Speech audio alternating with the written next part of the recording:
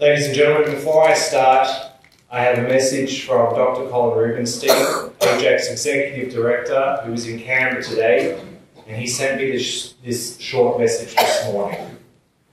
I'm grateful AIJAC and Jewish Care are today commemorating the horrific catastrophe of October 7, as Israel and the Jewish world still confront the brutal attacks on Israel's very existence, and the worldwide surge in anti-Semitism, most shockingly for us in our wonderful fair go Australia. On this day, we pray for all the innocent victims whose demise has been caused by these despicable terrorists, for the return of the hostages still being held, and for the defeat of all the terrorist entities trying to destroy Israel, especially its head and nerve centre in Iran. We must maintain our resolve and commitment in Australia on behalf of our Jewish community in Israel, together with all those other Australians who support Israel, not only to ensure its success in its battle for survival, but to maintain the integrity, cohesion and security interests of Australia, indeed of civilization at large. Before I go on into my speech, I must be honest with you all. I've given countless talks, a number of interviews over the past year, and to be frank, this is one that I was really not looking forward to in any respect.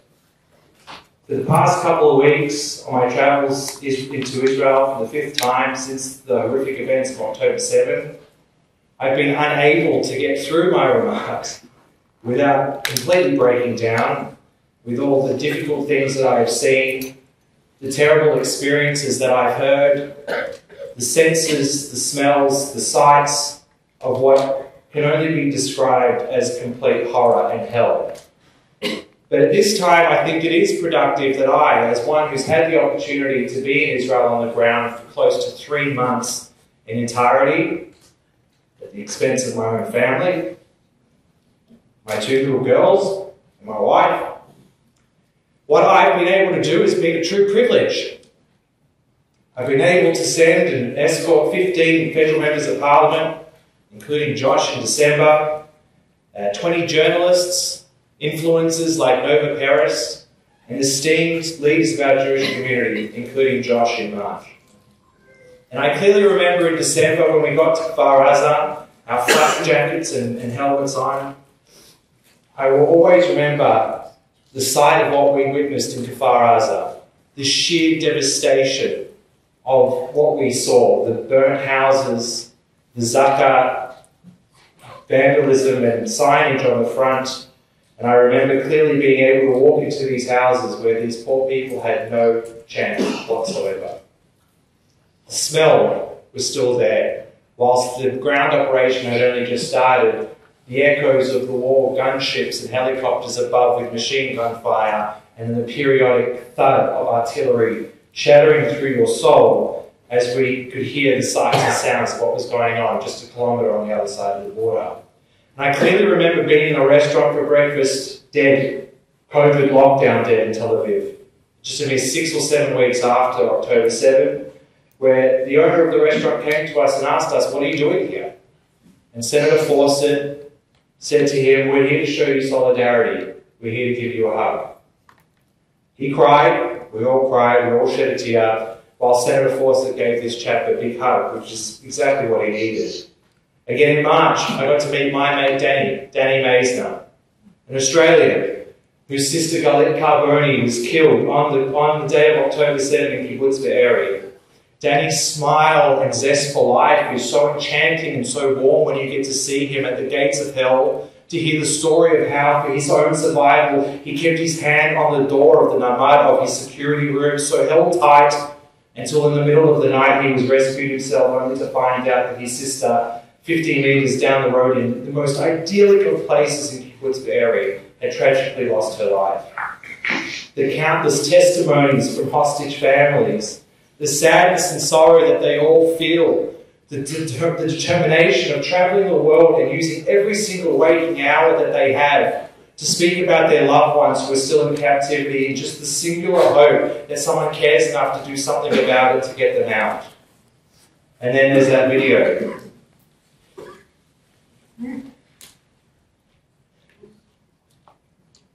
43 minutes of seeing 141 people killed. No censorship, no cloudiness, no nothing. 141 people, it takes 43 minutes to see them being killed. I've seen it now 7 times with the people that I get to bring, the non-Jewish, the courageous non-Jewish people that we have out there, the politicians, the journalists, the influencers that decide to come thousands of kilometres away to come and see, to come and feel, and to come and experience in solidarity with Israel as to what they endured.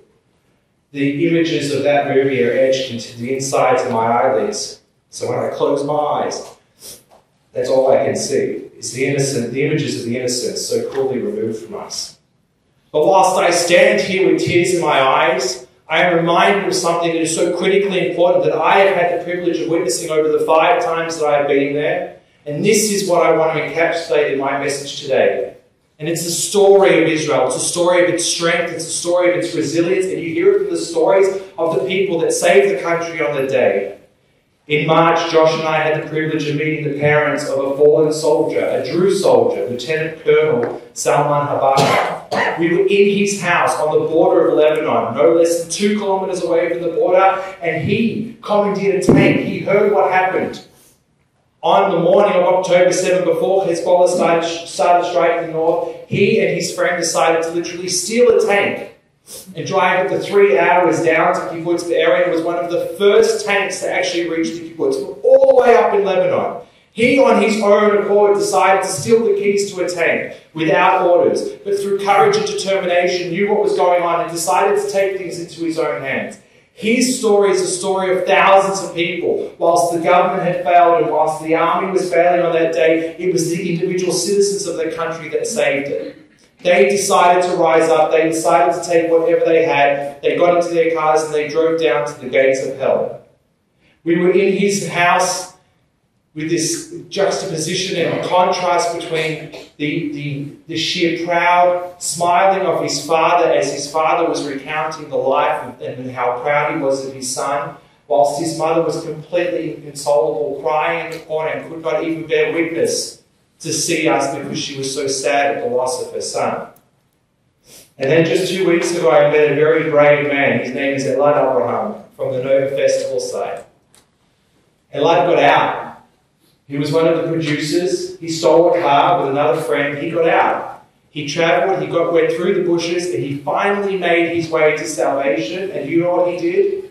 Do you know what Elad did with his friend? They got back in their car and they went back to Nova. They went back to the site of the massacre to save more people. He linked up with only 7 elite soldiers that happened to be on the outside. They gave him a pistol, they gave him a hat, and he went into the gates of hell. And he told us, he said, my biggest regret was in the hours that he was fighting there, that he was only able to save 30 people as opposed to the 100 people that he tried to save. And it was at that moment where I realized that he too doesn't quite understand what he did. He too doesn't quite understand the power and the strength of that nation to do exactly what they needed to do and to save the country on that day. And it is this message that I carry to each and every one of you today through my experiences of the nearly 3 months that I've spent on the ground in Israel. Through our own depths of despair, through our failed leadership, the immense anxiety and insecurity that each and every one of us have faced in this beautiful country of ours, my message is clear. We will not be victims to a growing tide of anti-Semitism or government inaction. We will continue to fight for our community and for the values we hold so dear. We need to feel comfort from our unity and mind strength from it, because indeed our unity is all we have. We fight, we survive, we live because we have no choice but to do so. We need to be loud and proud as Jews, but how can we expect the silent majority to rise if we ourselves are hiding? So my message is, Am echad b'lev echad. One nation, one heart. We need to look to Israel to find the strength and resilience to confront our own domestic challenges, for their passion, courage, and zest for life is the ultimate example and personification of determination and survival.